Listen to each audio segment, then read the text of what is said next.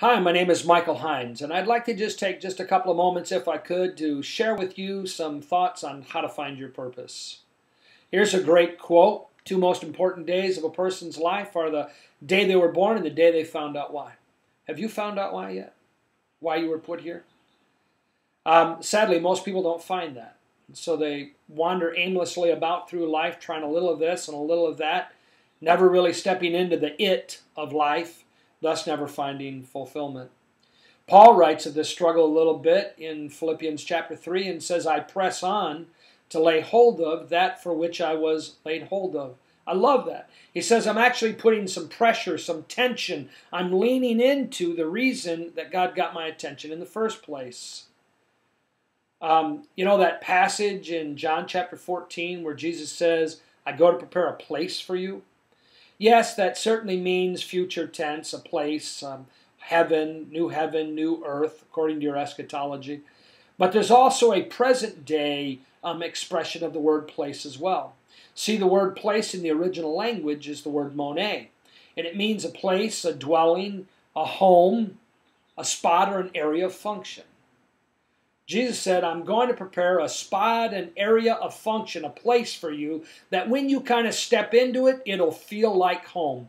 Have you stepped into that purpose yet? That thing that makes you feel at home? Paul writes, when he talks about gifts in Ephesians chapter 4, that in the wake of Jesus' ascension back to heaven, he left gifts. Now let's put those passages together if we could.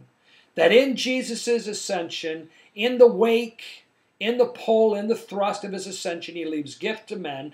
All men have gifts. Jesus was ascending so that he could create a place, an area of function for us. And Paul says, I'm actually using energy to lean into, to find out what that place in that area of function is. I would love to help you find your area of function, the spot that would bring you fulfillment. I would illustrate it this way, that that area of function, that monet and that purpose, is the intersection of body, soul, and spirit. Let me further break this down to say that your body, your flesh, would be where your natural talents, your natural gifts, the things that people see in you that you might not even see in yourself, the things you just do without a second thought, your body.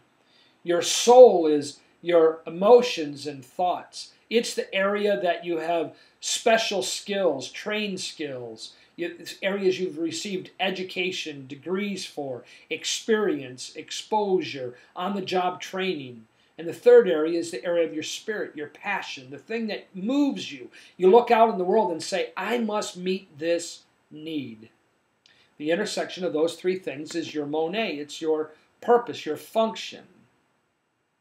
I have a client right now, a coaching client, who has a deep interest in the environment, has a deep interest in beautifying the outdoors. So they have gone back to school in their 40s to figure out how to do landscape engineering, to have a better understanding how to have a healthier environment, because they see a need, and the need is to leave clean environment, clean water for future generations. And so they're finding their voice. Body, soul, and spirit. I spend a lot of time with people trying to help them find that. I believe I can help you. If you have any interest, you can contact me directly at mrhines@me.com. That's my email address. Or you can follow me on michaelhines.com. I'd love to help you find your function, your purpose, your monet, so that you could find fulfillment. Bless you. Have an awesome day.